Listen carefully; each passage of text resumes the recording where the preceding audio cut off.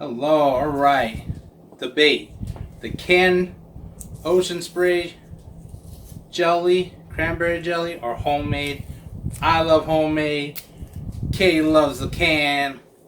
But I'm going to show you how to make homemade because I love it. So, here we go. We're going to make cranberry with just a little bit of orange. It's going to bring out the lovely sweet and tartness of these cranberries. They're whole, and what's really cool about these cranberries, they're actually hollow. They pop. So you can see. Well, bring it up close. There you go. They're hollow. They pop. They're full of air. They actually float when they're being harvested above the water. It's a really cool process to watch on how it's made. But when they cook, there we go. they start popping. So you always want to make sure you have a lid on it. So we're going to start off with just one bag of fresh cranberries into our pan.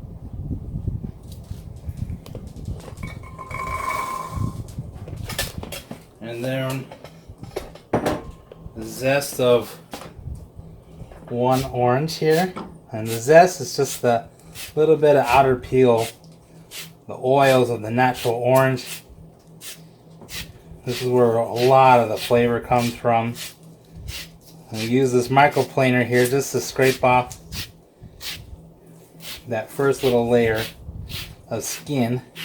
So how many tablespoons are you thinking you're going to get out of that whole orange? Wow, probably about a tablespoon worth.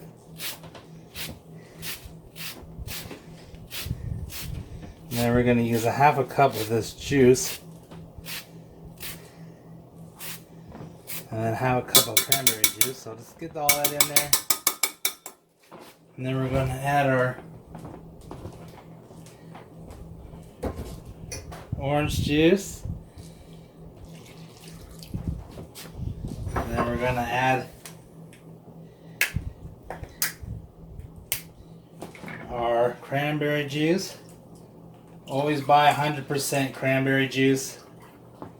You don't want any fillers in here. So pretty.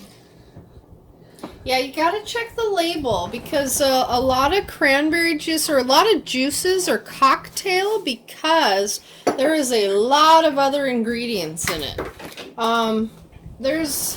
To be honest, there's very few places I feel you can actually find pure cranberry juice. I would say Trader Joe's is one of them. But you even have to check the ocean spray stuff because if it says the word cocktail on there and sometimes they make it really small in the label, that means that there's other ingredients in it besides what you are getting for the flavor. So cranberry juice may not necessarily be cranberry juice. Exactly. Good point, Katie. So now I added about a cup of just regular sugar here. We're going to slowly bring this to a boil. Then let's back it down to a simmer. Make sure you cover this because they're going to explode because of the air. And then just listen to them. And when they're all popped, it's done. And then we're going to cool this down. And the pectin will thicken this quite nicely. So it's going to be like popcorn, huh? Pretty much, yes. And once I get it going, hopefully we can catch the sound of it popping. Will it pop within the time frame you put it in there already, or it's still warming up? No, it needs to heat up first. Needs to heat up first. It's like popcorn, like you just said, and you just wait for it, and when it gets to the right temperature, it'll go pop. Mm-hmm. So, all right, stay tuned. All right, once it comes to a boil, just lower the heat, but you can see they've already started. Oh, it smells amazing in here. Started exploding. Yeah, unfortunately we can't. I mean, they're kind of random, but you can see that they've bursted. Yeah, so that's what we're doing. You want wow. if not all of them. That smells like punch or something, like warm cider punch. I don't even know if that's a thing. So we just want all of these to be pretty much popped because that's what's going to release that pectin, and when we cool this down, it will thicken. So once you bring it to a boil, lower it to a nice simmer like this, Cover it like so. Set your timer for about 5 to 6 minutes, and I'll show you that after that. Alright, it's been 5 minutes. Our cranberries are pretty much macerated now. They've pretty much all popped. That's what we're looking for. Is macerated meaning like just smushed and Pretty, yeah, exactly. Just smushed and pulverized, not pulverized. cooked through. So that's what we're going for. They exploded and left their lovely flavors up in here. So now we're just going to completely cool down. Do this day. You can even do this 2 days beforehand. You don't need to do this the day of Thanksgiving. Does it matter if you do it like 2 days or a couple days beforehand? I mean, will it make it more like, I know some things are good to make ahead of time because they'll like sit and coagulate and really like make it flavorful. Is this something like that, or is it just going to taste the same the day of as opposed to a couple days before? This will taste better if you do it 1 day ahead of time because it'll be nice and cold.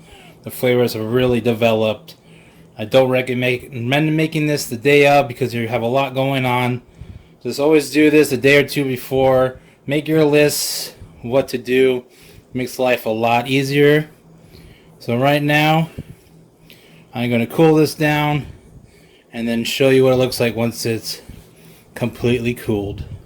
Alright guys, I had a chance to chill, and this is our beautiful, lovely cranberry sauce. It's thickened up quite nicely. Oh man, I can't wait. So I hope you enjoy this cranberry sauce video, guys. And thanks for tuning in.